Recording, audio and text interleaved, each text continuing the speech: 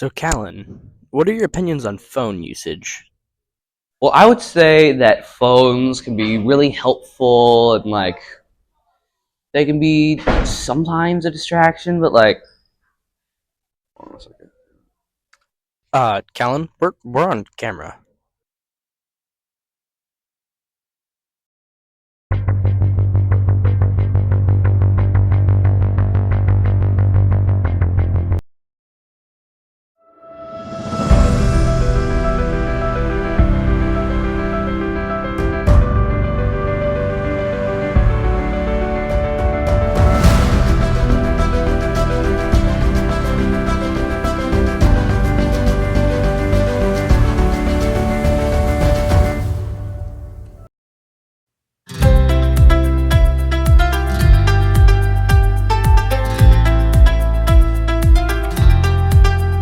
They could maybe help you with homework sometimes, like not like cheating, but if you're looking for how to do a specific thing, or you could get like a math helping app or like a homework help app sort of thing.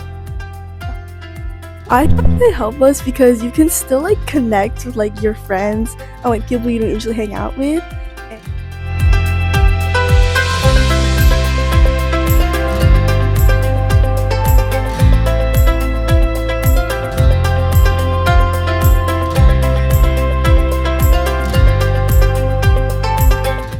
The really awesome thing about smartphones, I think, is that it puts the entire breadth of knowledge of the human race at a student's fingertips. I think that the ability to access information on any subject at any time is a very powerful one.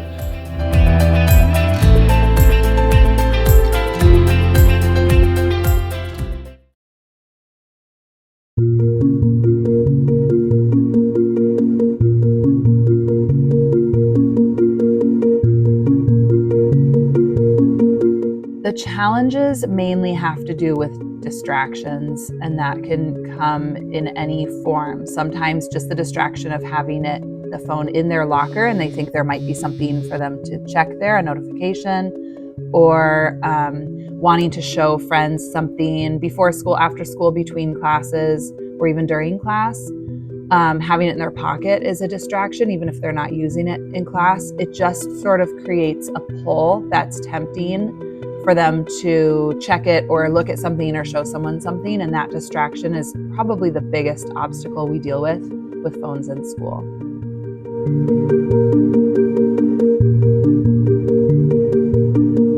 If you're doing homework or trying to study at home and then your phone buzzes, you're gonna want to check it.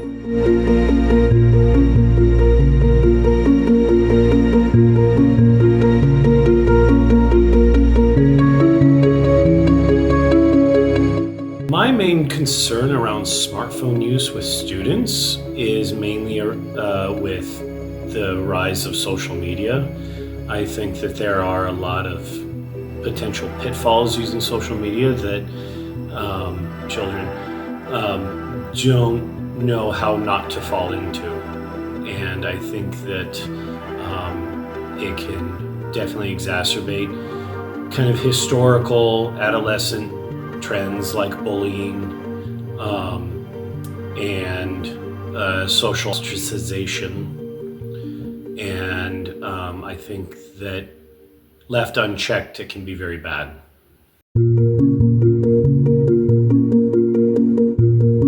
With the increase of students using smartphones in their own time, it's decreasing their attention span for learning in the classroom. So they get a lot of information now in short snippets.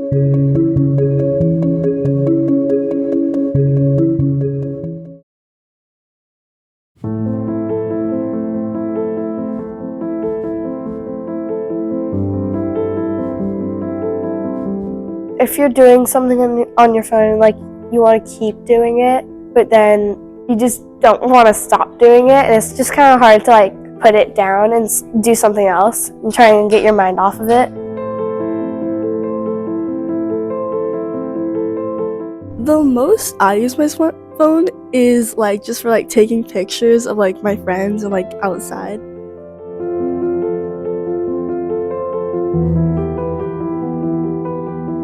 I think you can like balance them out by doing like things that you think are like fun and like are like good for you, like reading if you like that, or just like going outside on walks. Like those are really fun. Phones are a lot of fun, and I think it's important to remember that they're just one thing that you have access to that is fun.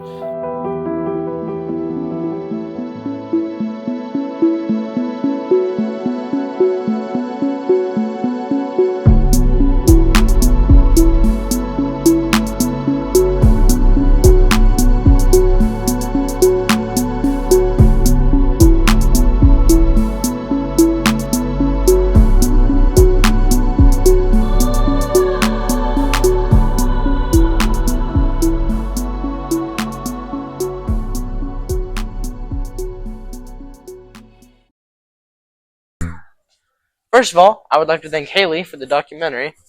Now, let's talk about the functions happening on school grounds.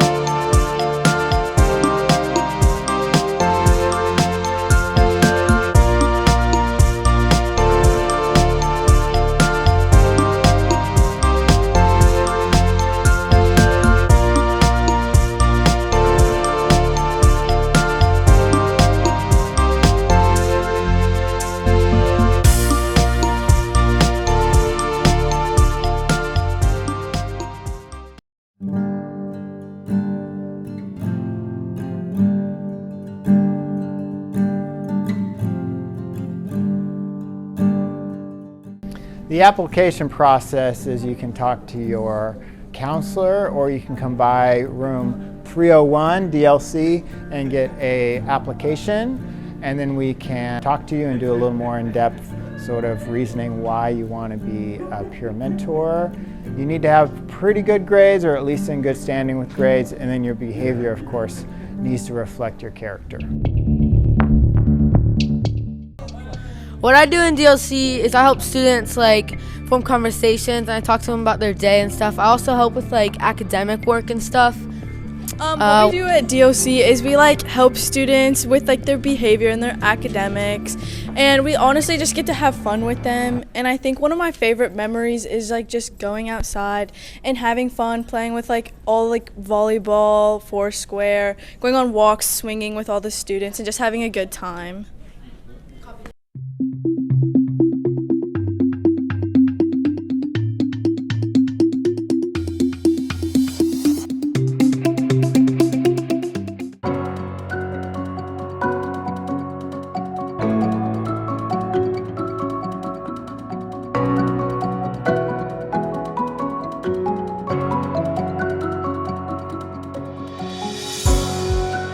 I, Dylan Willoughby, call this meeting to order. Now let's look over the last month's minutes.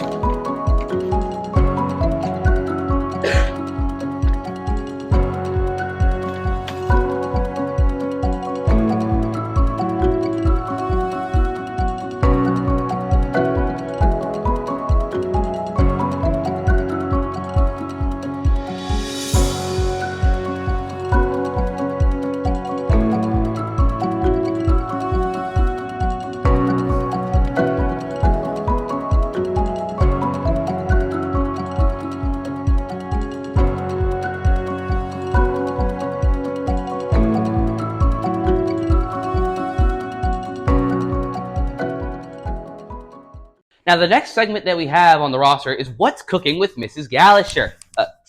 Oh, are you guys filming? Yeah, we're filming. Oh, sorry.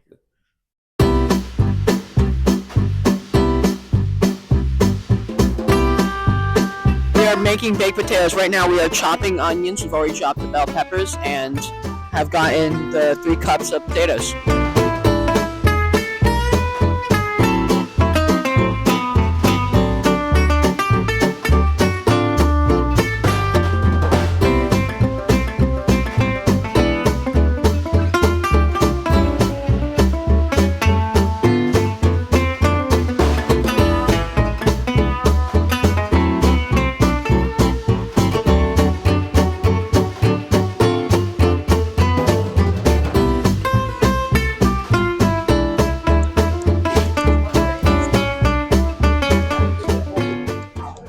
It's good.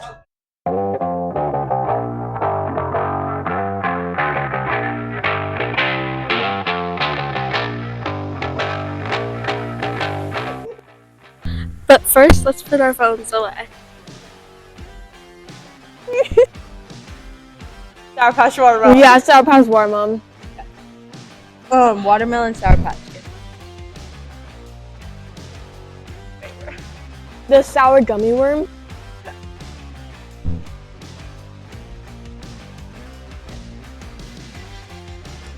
Probably gummy worms. Yeah. Green. Yellow. Orange. Lemon. It is lemon. Sour Patch Kids. The green or yellow? Yes. Blue. 3, 2, 1. The Sour Punch things. That is correct.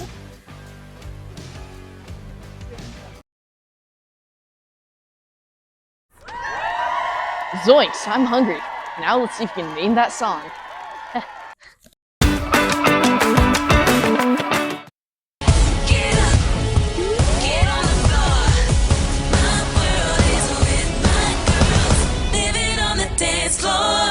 Dance moms. Dance Moms. Oh, Dance Moms.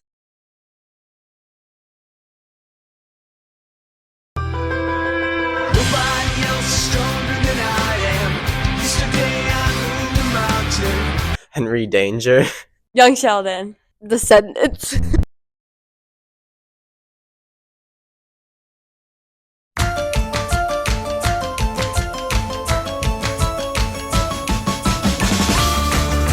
Gravity Falls. Gravity Falls. Gravity Falls.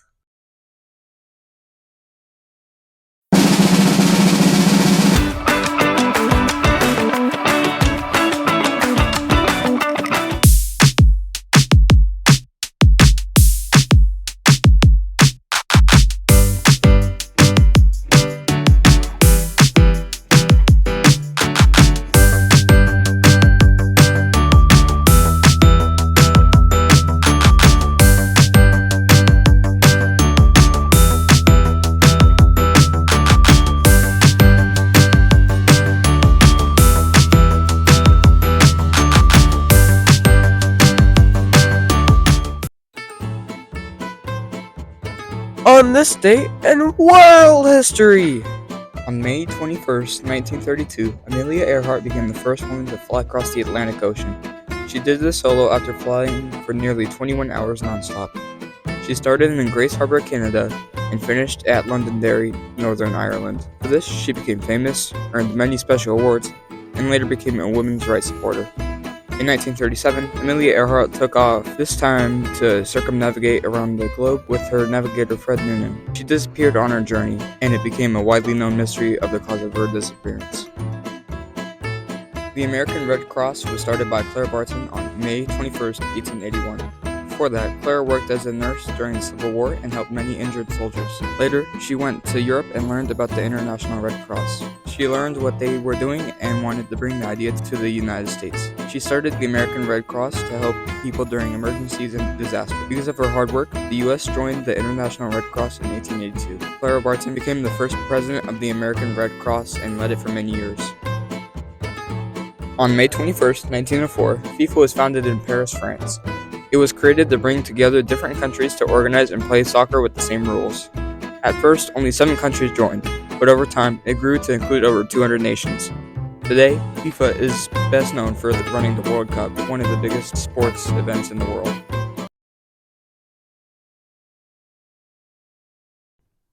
I guess that you could say that today has been one historic day. Now, we have quite a special segment here today with an interview with a Superintendent Murphy. Now, please, take it away.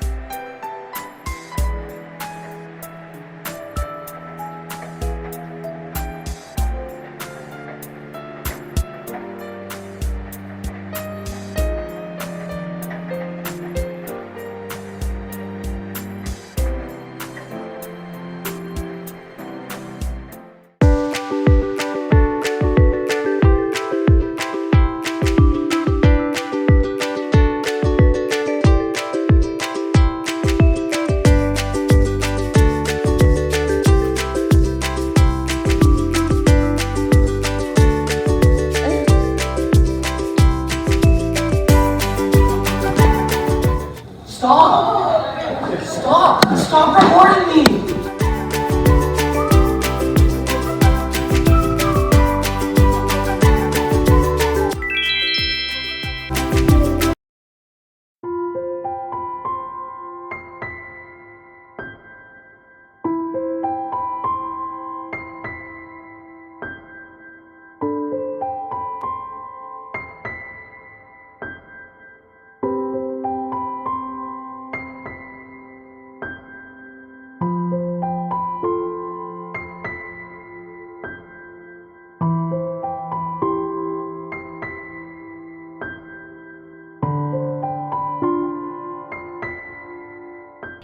And when you read a book, I've read this recently, it's like that's one of those really mindful experiences that a lot of us don't do anymore, where you can really be present in something and daydream and think about it, but really be focused on that.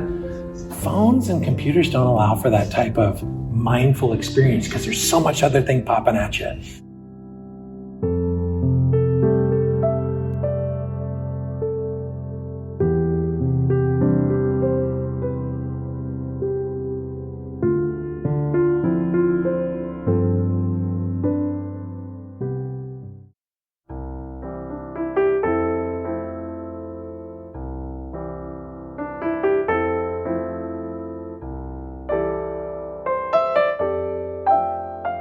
What do you think moderation in all things means? Well, I just think that it means like for everything that you do, you don't do too much and don't do too little. It's just right in the middle. Balance. Yeah, right there in the middle.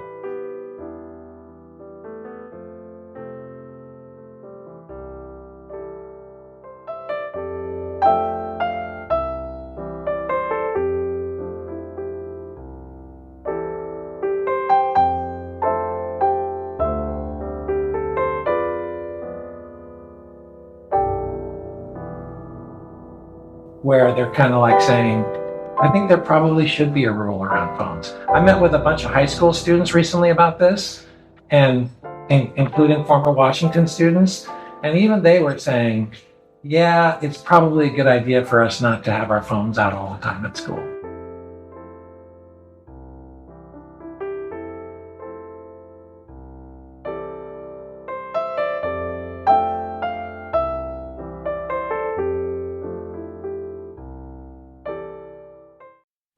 Have you ever found yourself mindlessly scrolling while trying to go to sleep? Well, I did too, but then I figured out how unhealthy it could be, and I stopped. So let me teach you how to truly fix it. Tip number 1, put your phone away when you're with friends and family.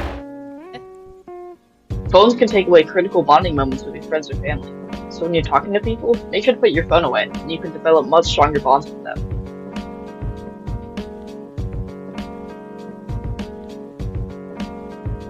Another healthy tip is to put your phone away when sleeping. In fact, I challenge you for the next 2 days to have your phone out of your room when you go to sleep. See you later, Bulldogs. Make sure to keep the phone off the dinner table. Make sure to make good choices. We'll see you next time.